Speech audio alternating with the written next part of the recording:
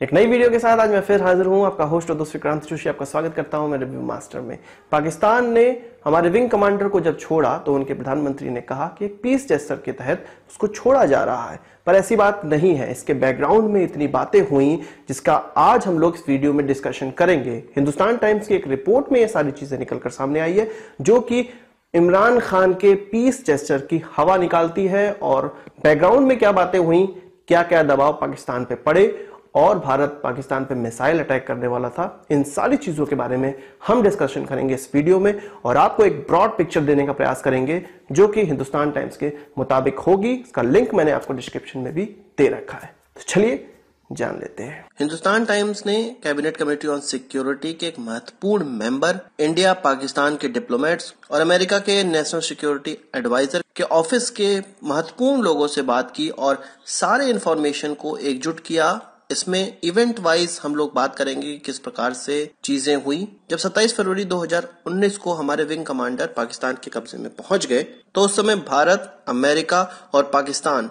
तीनों देश आपस में बात कर रहे थे। स्पेसिफिकली कहा जाए तो हमारे रॉ के जो सेक्रेटरी हैं अनिल दासमाना और पाकिस्तान के आईएसआई के जो चीफ है लेफ्टिनेंट जनरल आसिम मुनीर, इन दोनों की आपस में बात चल रही थी। इसके अलावा हमारे जो नेशनल सिक्योरिटी एडवाइजर हैं वो अमेरिका के नेशनल सिक्योरिटी एडवाइजर से बात कर रहे थे और भारत के नेशनल सिक्योरिटी एडवाइजर ने अमेरिका के एनएसए को यह बता दिया था कि यदि पाकिस्तान द्वारा हमारे पायलट पे कोई भी नुकसान पहुंचाया जाता है तो हम 12 short range surface to surface missile को दाग देंगे पाकिस्तान के कुछ सेलेक्टिव एरिया में। और इसकी पूरी तैयारी की जा चुकी थी। 27 फरवरी को 9 से 10 बजे रात के बीच में ऐसा सोच लिया गया था कि 12 short range surface to surface missile छोड़ी जाएंगी जिनकी बैटरीज को राजस्थान में तैयार भी कर लिया था। और इस सारी चीजों को रॉ के चीफ ने आईएसआई के काउंटर पार्ट को बताया था। और जैसा कि मैंने आपको बताया कि भारत के एनएसए ने अमेरिका के एनएसए को भी बताया और इसके अलावा सेक्रेटरी ऑफ स्टेट माइक पेम्पेओ को भी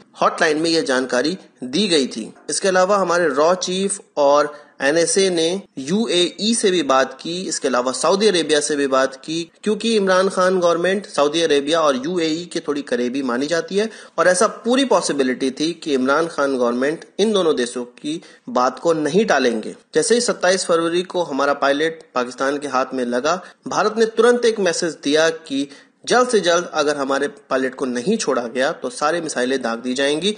इसका सबूत इमरान खान खुद देते हैं 28 फरवरी को जब उन्होंने अपने पार्लियामेंट में यह कहा कि पीस जेस्चर के तहत वो हमारे पायलट को छोड़ने वाले हैं। तो उसी भाषण में उन्होंने यह भी बताया था कि कल की रात 27 फरवरी की रात में हमें पता है कि इंडिया पाकिस्तान पे मिसाइल अटैक करने वाला था और उसके लिए पाकिस्तान भी तैयार था। भारत और अमेरिका के एनएसए के बीच में 15 फरवरी से ही कन्वर्सेशन चल रही थी। पुलवामा अटैक के बाद भारत ने अमेरिका को कह दिया था कि वो पाकिस्तान पे कोई कार्रवाई करने वाले हैं, पाकिस्तान बेस जैसे मोहम्मद पर कार्रवाई करने वाले हैं। और बोल्टन ने यह यूएस एडमिनिस्ट्रेशन को भी बता दिया था, जिससे यूएस एडमिनिस्ट्रेशन का जो सपोर्ट है वो भारत को मिल गया था कि सेल्फ डिफेंस के मामले में भारत इस प्रकार की चीजें कर सकता है।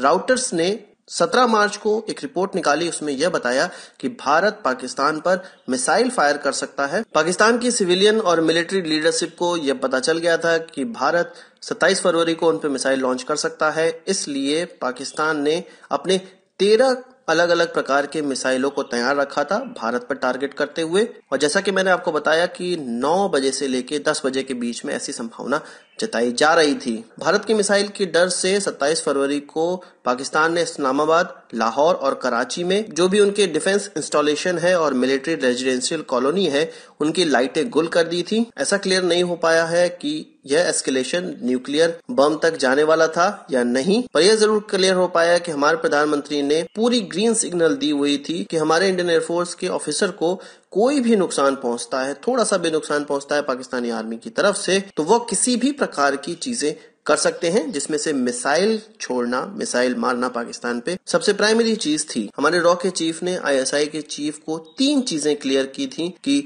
जो 14 फरवरी को पुलवामा अटैक हुआ उसमें जैसे मोहम्मद का हाथ है। इसके अलावा बहावलपुर में इसका सेलिब्रेशन किया गया था पुलवामा अटैक के बाद। और तीसरी चीज कि हमारे विंग कमांडर वर्धमान को कोई भी नुकसान नहीं पहुंचना चाहिए। जब पाकिस्तान को यह पता चला कि 27 फरवरी को भारत की तरफ से अटैक हो सकता है, तो पाकिस्तान की तरफ से भारत को एक इन्फॉर्मेशन दी गई थी कि जल्द से जल्द पायलट को छोड़ दिया जाएगा, उसको कोई भी नुकसान नहीं पहुंचा है। और सेम चीज की घोषणा अगले ही दिन 28 फरवरी को इमरान खान ने अपनी पार्लियामेंट में भी कर दी। इसके अलावा पाकिस्तान ने भारत को यह भी सुनिश्चित किया था कि जैसे मोहम्मद और उसके लीडर मसूद अजहर पर भी कार्रवाई की जाएगी। इसके अलावा इस मैटर में यूएस के जो एनएसए थे और उनके सेक्रेटरी ऑफ स्टेट माइक पेम्पेओ ने भी अपने इन्फ्लुएंस का इस्तेमाल किया विंग कमांडर वर्धमान को छुड़वाने के लिए। इसके अलावा 27 फरवरी को तो आप इमरान खान और उनके जो विदेश मंत्री हैं कुरैशी, उनकी वक्तव्य तो आप लोगों ने सुने लिए होंगे। डी एस्केलेशन की बात उन्होंने की थी। तो ये सारे डी एस्केलेशन वाली बातें केवल और केवल 27 फरवरी के डर से ही की जा रही थी। और इसके अलावा आपने डोनाल्ड ट्रंप का वो बयान तो जरूर सुना होगा जिसमें कहा गया था कि 28 फरवरी को ही ये कहा गया था कि भारत और पाकिस्तान के बीच में एक रीजनेबल अट्रैक्टिव न्यूज आ सकती है, और शाम को ही यह न्यूज आ गई कि हमारे पायलट को छोड़ा जा रहा है। तो पूरी वीडियो को देखने के बाद आपको समझ में आ गया होगा कि पाकिस्तान कितना झूठ बोलता है और कितना इंटरनेशनल कम्युनिटी का दबाव था। जो हमारे देश के लोग इसको पीस जेस्चर का नाम देते हैं, उनको यह पता होता है कि भारत ने कितना ज्यादा दबाव डाला होगा और भारत का कितना इंटरनेशनल प्रेशर पाकिस्तान पर पड़ा होगा, पर उन्हें अपना एजेंडा चलाना होता है, इसलिए वो पाकिस्तान की बड़ाई करते हैं और कुछ पाकिस्तान के प्रोपेगेंडा को भी आगे बढ़ाते हैं। तो आज की इस वीडियो के लिए बस इतना ही। आशा करता हूं कि वीडियो पसंद आया और आपको एक बड़ा थम्स अप जरूर देंगे। इस वीडियो से मुझे कोई सवाल सुझाव हो तो कमेंट बॉक्स में जरूर लाइएगा, और यदि आपने हमारे चैनल को सब्सक्राइब नहीं किया है उसे भी कर लीजिए, क्योंकि हम इस प्रकार की वीडियो लाते रहते हैं। नमस्कार, थैंक यू, जय हिंद।